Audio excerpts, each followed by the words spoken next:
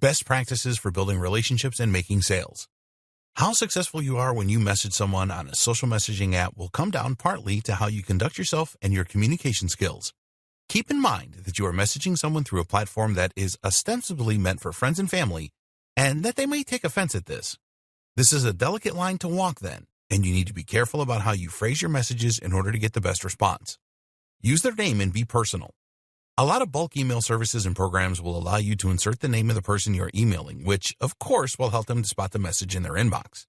We have been conditioned to look for our name in blocks of text, and so this is a good way to make your message stand out initially. Don't overdo this one, though. It has been used a lot, and so it's actually starting to be seen as a sign that a message is a piece of marketing. "Hey, John," is a subject line that John is seen too often, so use it subtly and creatively. Using their title or mentioning something about them like the website they own can be more effective, for instance. The same goes for your social messaging. Try to refer to the individual by name to demonstrate that you are not just sending out large amounts of spam content without giving any thought to who is on the receiving end. Another tip in this same vein is to try and do your research where possible. If someone messages you on Facebook through your page, you can view their profile in order to get an idea of who they are and what their interests might be. Involve them. Using the recipient's name or details is one way to make them feel involved and make them assume that the message is actually relevant to them. There are other ways to involve them, though, too, and all of these can be equally as powerful, if not more so. One method, for instance, is to ask for advice. If your message says something like, "Could you please help me come up with some ideas?" then you'll find you get a surprising number of readers. People love being asked for help or advice. We're all narcissists deep down. But more to the point, this is the kind of strategy that we're not used to seeing from businesses, and that makes it pique our interest more. Be honest. Another strategy is just to be honest, but to set yourself apart.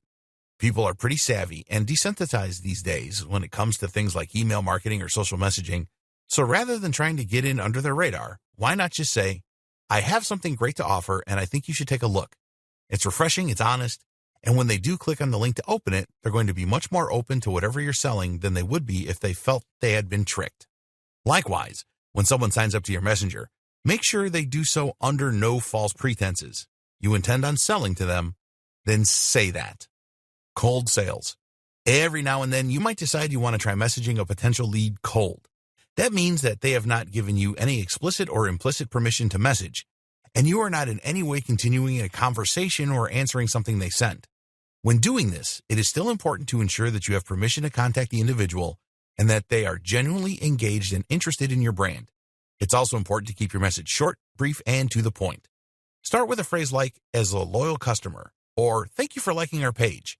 This can help to get the conversation off on the right foot and can help to explain away the message out of the blue a little. You should still keep your messages extremely short and should aim to ask one question in them. This way, you will get them to engage. That question should be something interesting, and it should be something that they can answer quickly with a yes or no answer.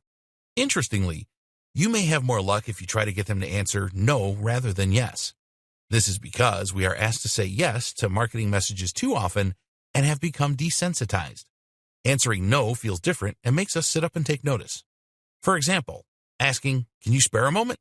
is less likely to be successful than asking, "Are you busy right now?"